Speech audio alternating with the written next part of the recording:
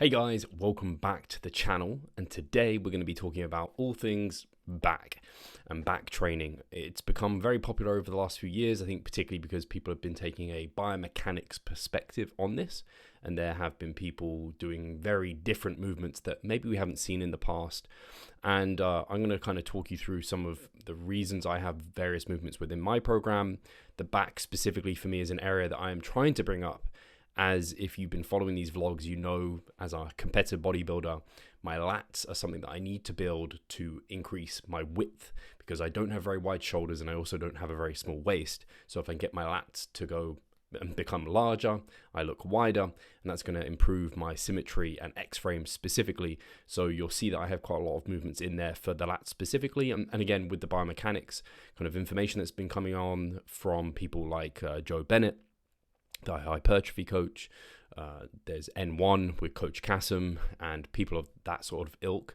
Lots of that has been lat focused, I think, or at least the movements that have been chosen for the lats are some of the more unique ones. And I have actually got a fair few of these within my program at the moment because they make good sense to me.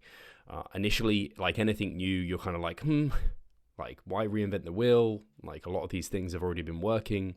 But when you listen to the rationale behind why they're being done, for example, allowing your arm to come across your body for a larger stretch with the lats because they wrap around the rib cage, and thinking about origin and insertion, things like this, where we're trying to lengthen and shorten a muscle, you find it hard to be like, just poo-poo these things completely. And I think it's kind of like, you know, those old curmudgeons who are like, hey, I don't use a mobile phone because I use the phone in my house. Like, I don't know what, like, you know, the world gets better, we get more advanced, we learn how to do things in a more optimal maybe way. And of course, these movements are, for some people, a hassle to set up, for some people not worth it, and I don't think they're a game changer. I honestly just think they are different. They're a variation to incorporate within your program. However, this isn't what that kind of what this vlog was about. It's really just taking you through. I have 6 different variations within my program at the moment. And I will say, because back is one of the more complex muscle groups, because, I tend to split it up into upper back and then like lats. But you can split it up way more than that. And I'll talk about some of the kind of ways that you could do that within my exercise selection. But because it's complex, you do need to hit it from various angles with different things. I also have a high training frequency for my back compared to other people, so I train it 3 times per week, which is on the higher side. And I find, for me personally, my back doesn't really tend to ever get sore, but I do get fatigued and I can't do tons of volume within a single session. So I find to kind of get the required volume through the week at the highest quality, doing back at least 3 times a week allows me to do that. So I tend to have 2 back movements per upper body session and accumulate my volume that way. So yeah, I'm going to take you through each of these. Some of them are done like in my final week before deloading. Some of them actually I just literally recorded today, so week 1. But all very close to failure, so you're going to be able to see that. And also some of them, most of them, are length and partials.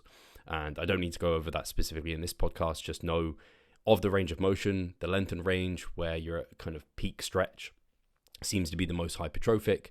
And so particularly for back movements, because in that stretch position is often where the movement is easiest, and that's where we're strongest, it doesn't really make sense, because then we start failing in the short position where we're weakest and the movement's hardest, and then we leave a lot of reps on the table. So that's why length and partials in some sort of fashion for back work probably makes pretty decent.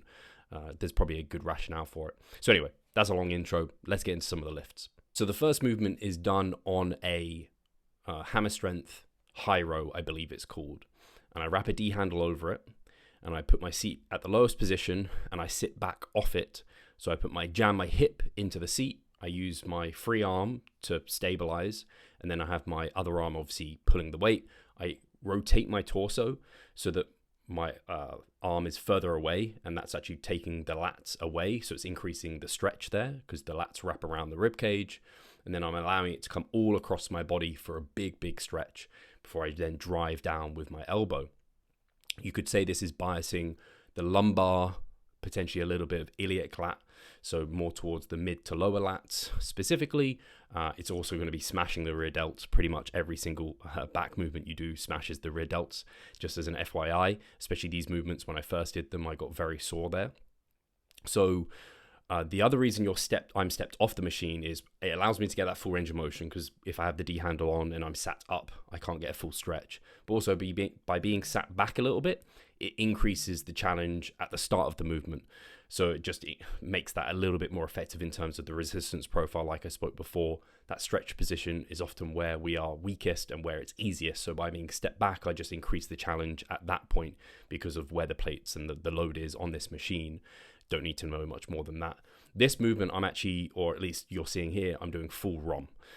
As far as I'm concerned, driving that elbow in line with my torso. I might allow that full ROM to drop off a little bit. So I'm not as far back as I was on rep 1, but close enough where I consider that to be kind of a standardization. I also do these length and partial styles. So I'll pull down just my eye line, and I'm really just focusing on almost scapular depression at this point to just train the lats in a more lengthened position. So yeah, I think that's everything I wanted to say about this movement. Again, controlling that eccentric, really feeling the stretch, and then really kind of aggressively pulling down through the elbow to drive and thinking about like letting the lat extend and then shorten is what I'm kind of trying to do here.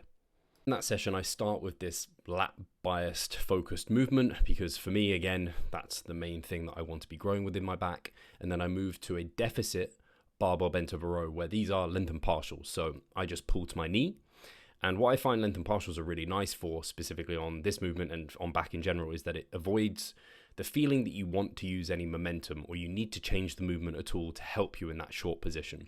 You can kind of grind out reps a little bit better. Now, with the barbell bent over row, it's a pretty global exercise. You can emphasize certain areas by pulling more to your chest or pulling more to your stomach, but overall, you're going to be hitting a large chunk of your upper back, your mid back, your low back. And it's a very global exercise. So I don't do too much volume through this. I do find it quite fatiguing, very stimulating, but quite fatiguing too. So normally it's just done for 2 to 3 sets or something here. And what I'm focusing on is, as you'll see, I hip hinge the load down. So I keep my hips nice and high. I get my back very horizontal to the ground to increase the range of motion across the entire back and increase the challenge across the entire back. A lot of people do bent over rows and they're in a quite vertical position, so they're really just challenging the upper back there, whereas by being bent over I'm challenging everything. And yeah, you get a real erector challenge on this versus other kind of back movements where maybe you're chest supported or it's vertical, you're not really challenging the erectors so much. So it's good for that reason too, because I also want to grow that area of my spine or back in general. The erector spinae, big thick ones are really great with that.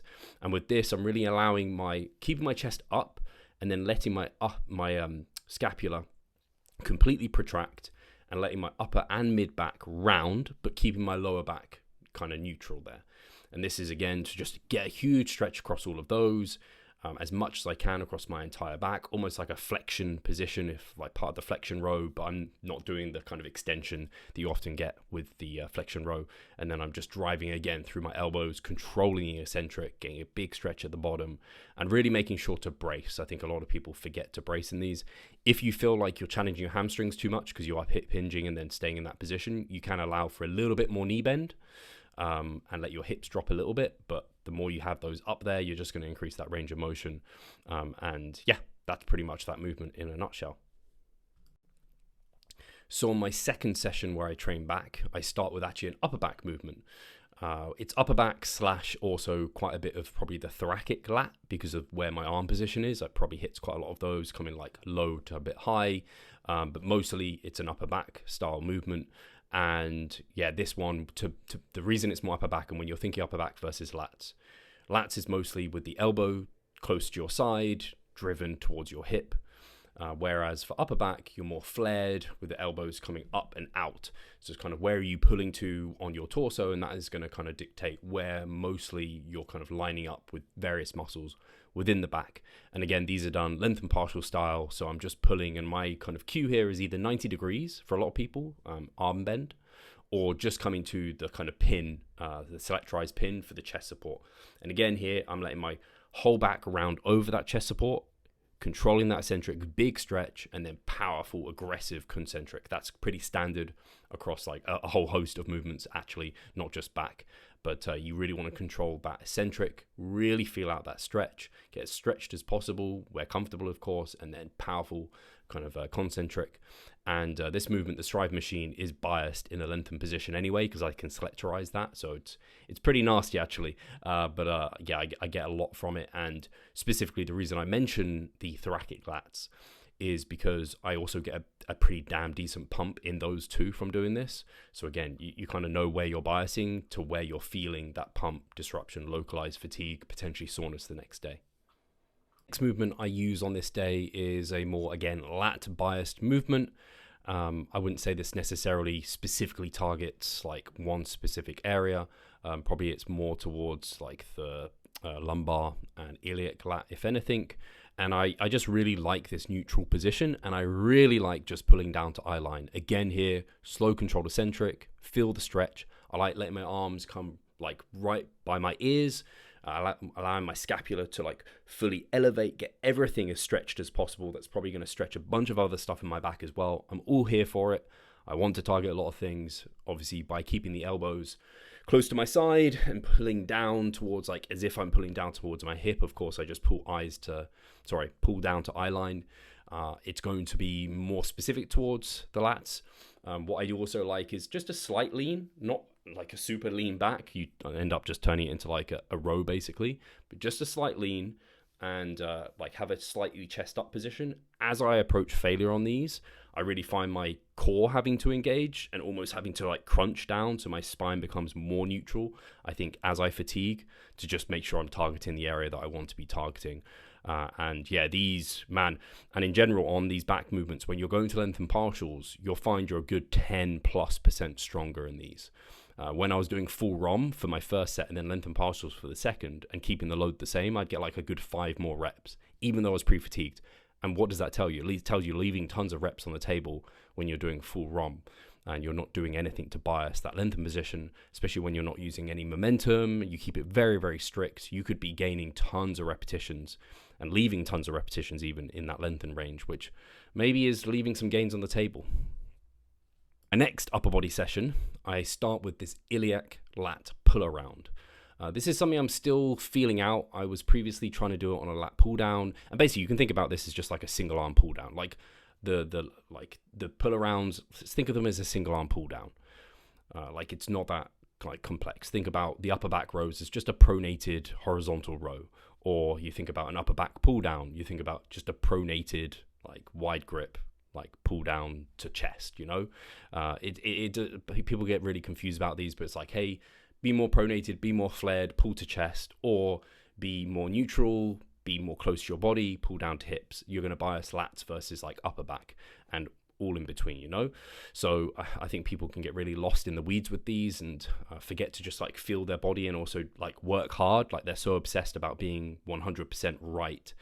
And if it's out 1 degree, it's completely wrong. It's like, hey, that's not the case. So anyway, with these pull arounds, I set up in a similar position to what would be like the traditional iliac pull down, but then I kind of have my body to the side and I allow for like some torso like bend, because the iliac fibers are like more vertical, and so if you get into this like slightly bent position and lean over slightly and allow your arm to completely come across over you like that, you can just stretch them out slightly.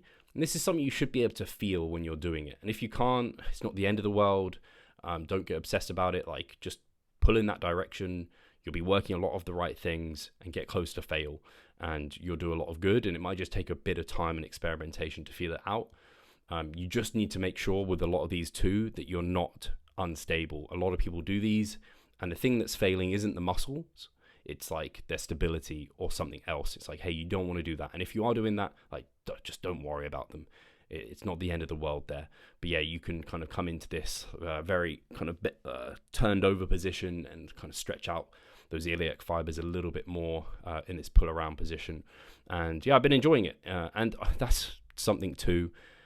When you've been training for over a decade, like I have, it's nice to have things to think about a little bit. And it's nice to like try and bias areas and just have some extra variations and tools in your toolkit to keep things like a bit fresh, you know?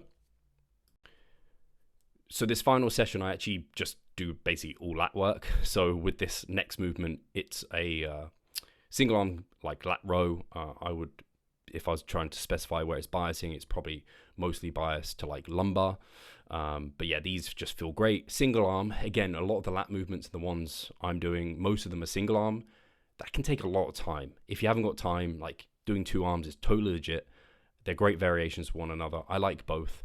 I was previously doing like a close grip, like mag handle here. But the issue with that I was finding was I can't use my Versa grips on it. So then I tried a like V handle. It just didn't feel as good. So then I went single arm and I'm like, hey, now this actually feels better. So yeah, I've just been using the single arm. I did try and turn this into like a pull around type row, but I just can't get the stability and it just felt off on my hips. And again, this is just me listening to my body. So I just stay straight on. I use one arm for like stability on my hip. I use my legs to really give me like a good amount of stability too. And I'm in a slightly more leant over position, which again is just going to bias the lats a little bit more versus if you're like leant back or like neutral. If you're just like, if you come neutral / lean forward a little bit, you're going to get a really big stretch on the lats. And then I drive my elbow down to my hip. And again, these are length and partials. I'm just driving my hand past my knee / my kind of upper to lower arm is at 90 degrees. And again, I try and get really good control, big stretch, feel that stretch, and then drive backwards. Get aggressive with these. You have to get a little bit aggressive, but that doesn't mean using momentum. It doesn't mean like letting like your form break down. It just means having that drive and intent within your lifts, and like that. And that's the best way to describe it. And I think a lot of people understand what that means. If you don't have like any aggression when you pull, like you'll just leave reps on the table that you could have achieved if you had more aggression, focus, and intent within your training. And that I have found to really, really expedite results for myself and clients. When we think about like reps in reserve, and especially within research, like it's often spoken about as like, hey, gun to your head, could you get one more? If you don't have any aggression in your training, like imagine if someone had a gun to your head, you'd be fucking aggressive, right? So you need to get aggressive within your training, because otherwise, yeah, you're just not working as hard as you could be. So yeah, these are the movements I've got at the moment. I actually also do one more upper back row the next day after this. So I kind of have a cleanup session as my last session of the week, the 6th session of the week. I do some more quads, don't do any hamstrings on this day. I train my quads 3 times a week. And then I do a bit of upper back also on this day. It's the same strive row. So it's a bit upper back, a bit more of that kind of upper lat, the thoracic lat. And yeah, it's been working really well. And I don't need much on that day. Like I do a couple of sets and I just like that movement just destroys me. I think it's the combination of length and partials, biasing the length and range via the strive machine, and having trained my back plenty throughout the week. It's a slight higher repetition. So yeah, that's my back training. Guys, maybe you took something away from that. Maybe it gave you some ideas, some food for thought. And yeah, like I said, the back is one of the more complex muscle groups because it's made of so many different ones. The muscles need to be trained at various angles through various different means. Single arm provides some benefit, but double arm is also great. You can have some chest supported rows. You can have some bent over rows. You can have vertical pulling, horizontal pulling. And so long as you're doing like a bunch of these together, like you're going to be developing a massive back. And yeah, maybe experiment with some length and partials, be a bit aggressive with it, make sure to use some drive so you get everything you should out of that training. And I mean, the back, for me, it's taken a while for things to really click. I think it's partially down to it being not a mirror muscle. You can't really see it being trained. And for me, my back never gets like crazy pumps, doesn't really ever get sore, but it feels tired. It feels fatigued, kind of similar to my hamstrings. They kind of feel tight and tired. My hamstrings get a little bit sore, but not much. But like my back is so rarely sore. But within the sessions themselves, it feels pretty destroyed and I feel very locally fatigued. And you also see that via reps dropping off and things like this. So anyway, I don't know, I'm rambling here now. Hopefully that's been somewhat insightful. And if you have any questions about any of this, let me know. I'd be interested to hear them. And if you'd like to see anything in particular in future vlogs, again, let me know. I'd like to hear about it. And if you guys are in the process of looking for a coach here at Revive Stronger, as I very often mention during the podcast or during these vlogs, we are online coaches. This is what we do. And we do kind of give exercises like these to our clients. And we want to see their form videos. And so we can help them through this too. And maybe nothing needs correcting and they're good to go and can just be more assertive, or maybe something does. We get them to learn their bodies and get the most out of every exercise and every training session that they do. So if you're interested in that, it's always linked in the bio or the description. And guys, I'll check you in the next one. Take care.